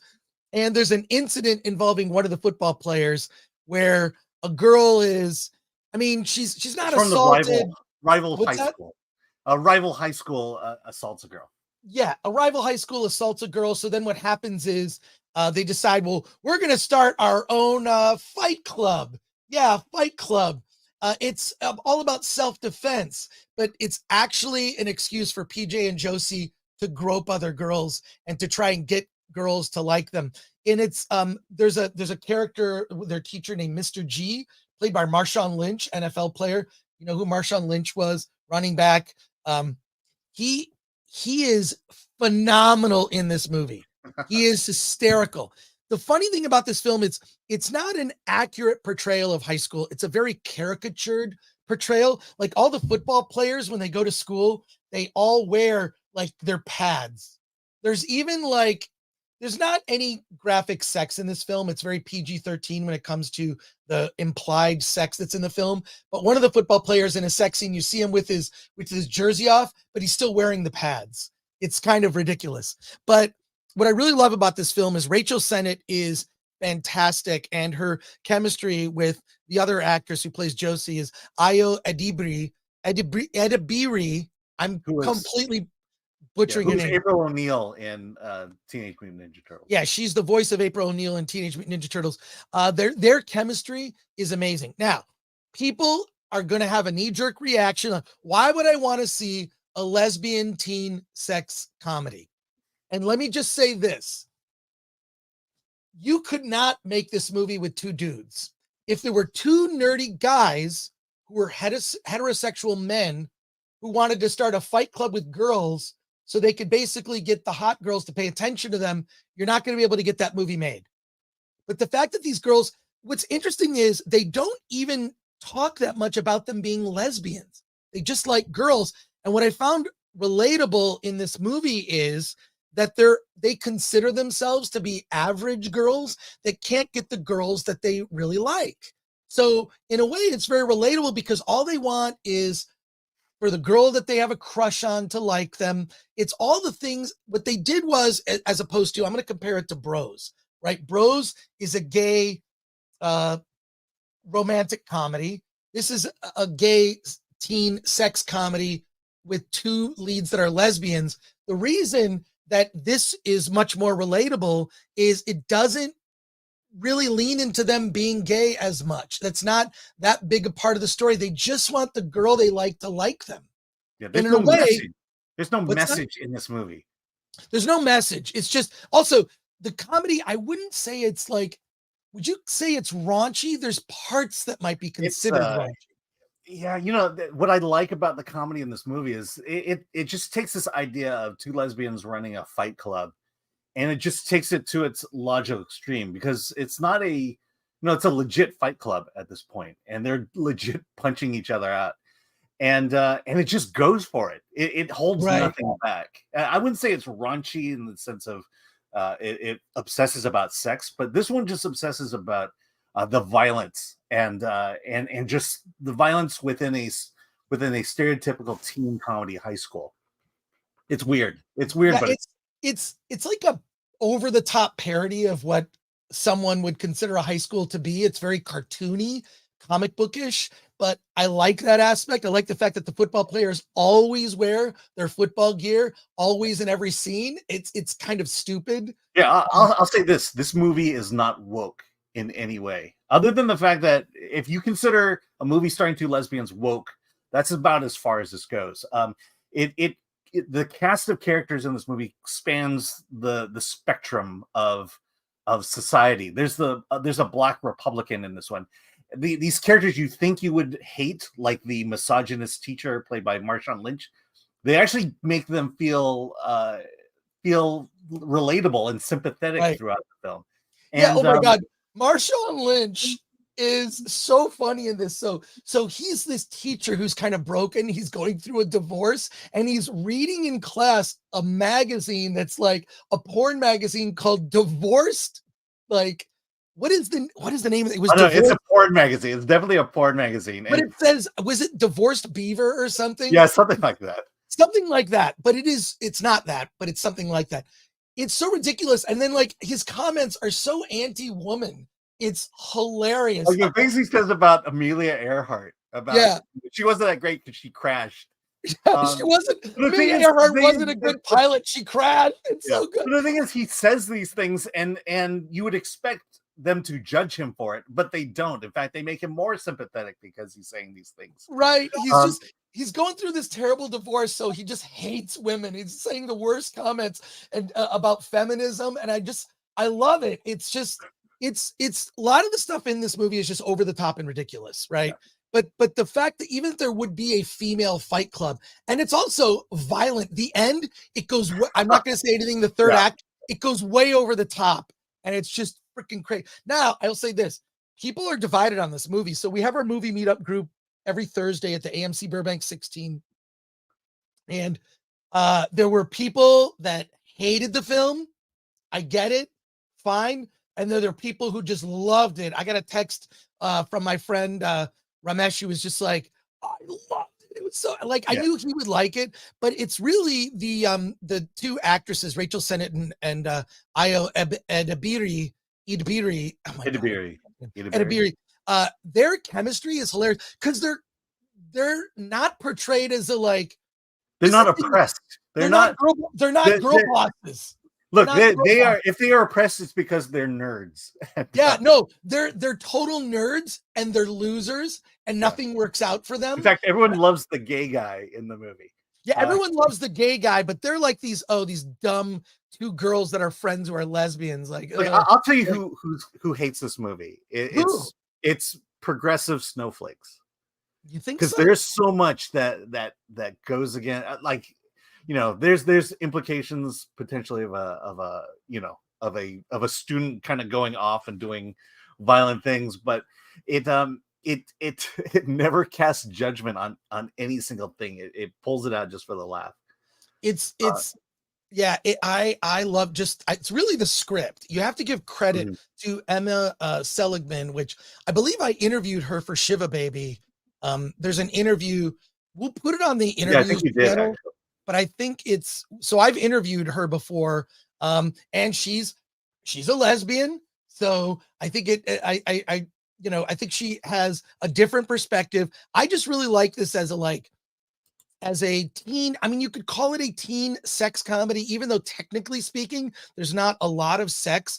I will say there are some romantic scenes in the film between two women. And let me just say to all the men out there, if you're bothered by two women who get together and are intimate and romantic, this might not be the movie for you. But if you're comfortable seeing two women together, then go see Bottoms 3 times. Yep. But again, the movie is about two teen lesbians who start a fight club so they can bang cheerleaders. That's what this movie is they about. really, because they can't get the cheerleaders to pay attention to them. The thing is this. Here's it's not to pay attention to them. They want to have sex with them. They want to have sex with them. But what I'm saying is, like, okay, if this movie was made in the 80s, the two lead characters would be guys. Yeah. They would be men, right? They would be boys trying to bang girls. So the twist is that it's two girls trying to bang girls. Either way, the movie works. And this is what I'm trying to say is that for any of those people out there that might be turned off by the fact that this is the characters are gay in it, that's actually one of the best parts of the movie. And it's not really pushed. It's just, they're trying to get girls. And that's, I think, something that, I mean, there's some scenes at the end, not the end, like where there are romantic scenes where there are girls trying to woo. It's relatable in the way that, and I'm comparing this to Bros because that's a male gay romantic comedy, did not work. Bros was way too graphic sexually. Bros was almost like it was not relatable. Rose was trying to say, hey, we're gay, we're gay, we're gay, we're gay. And this is the entire movie, is that we're gay. And that and this is what gay people do, and this is gay thing. This is just two lesbians who go to high school, and this is their high school experience. Right. And there's no, yeah, you know, it's not trying to make you feel, the point of the movie is not to make you feel sympathetic toward the LGBT community. The point of the movie is to put these characters in an extreme position and find comedy from that. Right. Yeah, and I'll say this. Let me just say this is what Joyride in this movie. It shows that women can now make movies. Women can now make raunchy comedies that men can't make anymore. Let's first of all, then, bottom line, Alan, do you recommend Bottoms? Oh, absolutely. Absolutely. Same. I strong recommendation for Bottoms. Know what you're getting into. Again, if a movie starring two lesbians that are trying to get with girls and intimate scenes with girl on girl, if that is something that you are offended by, do not see Bottoms. So there you go. That's my non-recommend recommend. By the way, I just got a message. Jesus is not happy that I recommended Bottoms and not The Hill. So let's go to your comments and questions here. We had we missed this one. Ken Bogus, member for 13 months. I'm old enough to have played pole position at the arcade and Atari. Not really a racing game, but Spy Hunter was fun. P.S. Alan Hart's Riva, sexy. And there you go. Bill S. Preston Esquire, lesbians, cheerleaders, bang. There you go. Imperfect. So they went on a mandate to see a movie called Bottoms. Well, Alan brought his daughter who wanted to see Bottoms. Yeah, honestly, the only reason I saw Bottoms is because my daughter wanted to see it. Wait, for real? That's for real. Oh my Lord, my God. Dad, help me! Yeah, there you go. So there you go. Yeah, because I mean, honestly, the trailer just makes it look like this. It makes it look like the female version of Bros. And so I don't. The trailer is not very good. Do not pay attention to the trailer for this. The trailer is not very good. It's the movie super fun, and I'll see it again. Robert Paul Champagne, does the bottom have a crunchy beaver? 100%. A lesbian fight club with no nudity? Pass, says Joseph. Oh, come on, man. What audience is this movie aiming for, says Joseph? I'd say anyone who likes a good teen comedy. Bill S. Preston Esquire, woke people hate satire. There's no way this is woke. I mean, it's definitely like, I could see the woke people pretending to like it, but there's so much stuff that will offend people in it. It's not trying to preach at you at any point. It's not, yes. It's not trying to preach. Life is Good for 5. I came out as one of the first male lesbians in the 90s. I respect this movie. An emoji with a cowboy hat. There you go. What did Alan's daughter think? Yeah, she loved it. She was laughing so hard. I mean, she's the target. This is more for teenagers to laugh at high school and how ridiculous it is. It's not as if there aren't gay kids in high school. So this is the comedy for them, but it's very relatable. Wes Ray says, Wes Ray says Bottoms. Film Threat says Bottoms is tops. Bill S.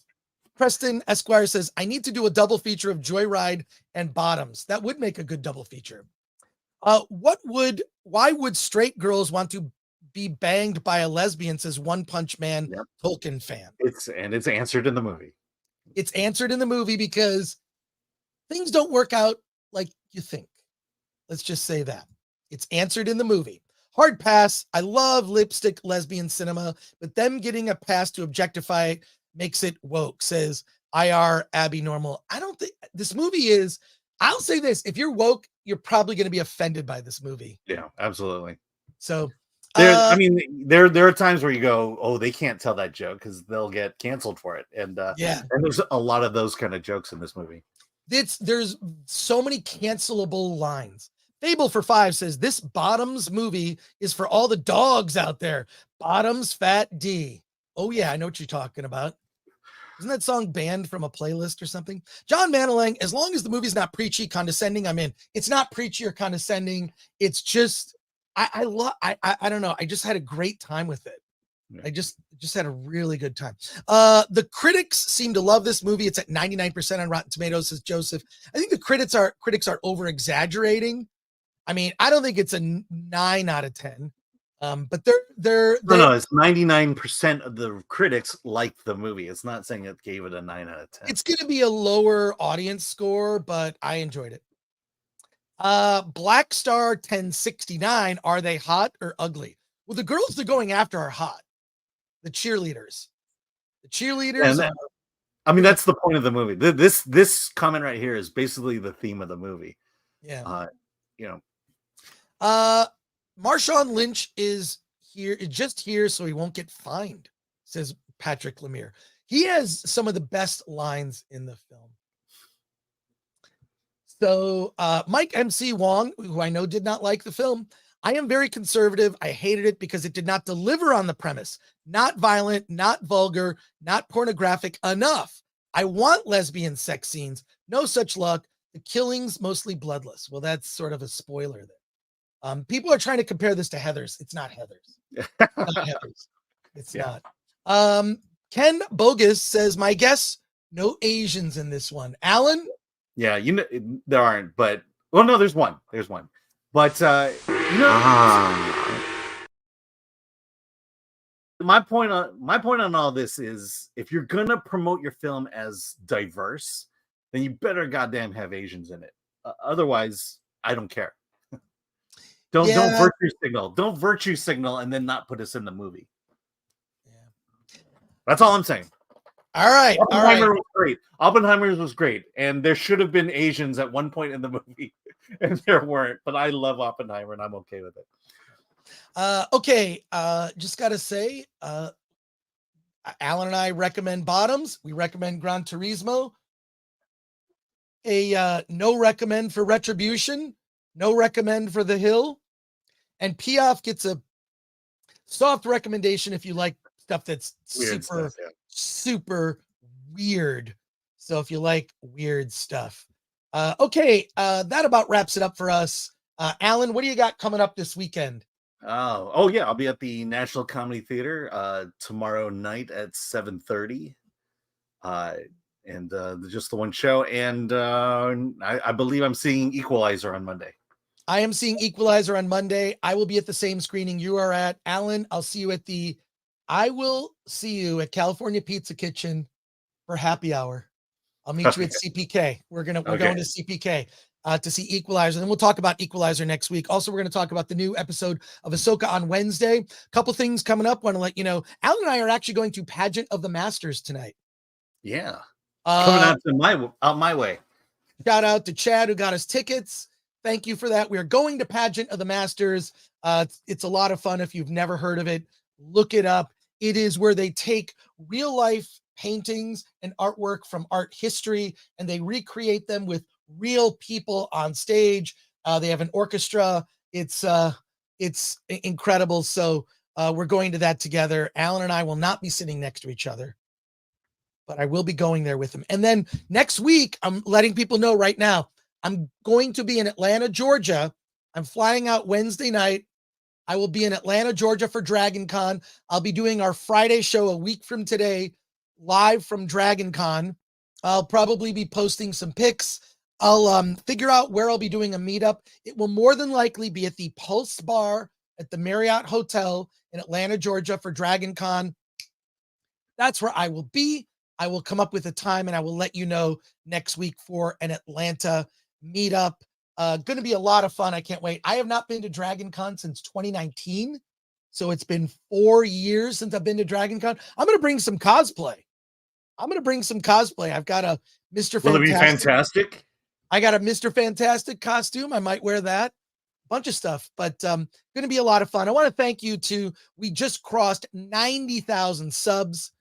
Really proud of our tremendous growth every month. It's just amazing. I also cannot forget to thank our mods today, Lord Thoth and Latino Slant. Appreciate you. Thank you so much. Can't forget you guys. And yeah, just really want to thank everyone for tuning in. We seem to be having a growing audience. Kind of depends on what we're covering, right? But I hope you tune in next week because Ahsoka episode 3 is coming out. We're going to talk about it on Wednesday. Should be a lot of fun. Plus a bunch of indie movies, Equalizer, and movie news. There you go. Alan, what else? Let's get out of here. Wait, someone just post a thing of like, let's get out.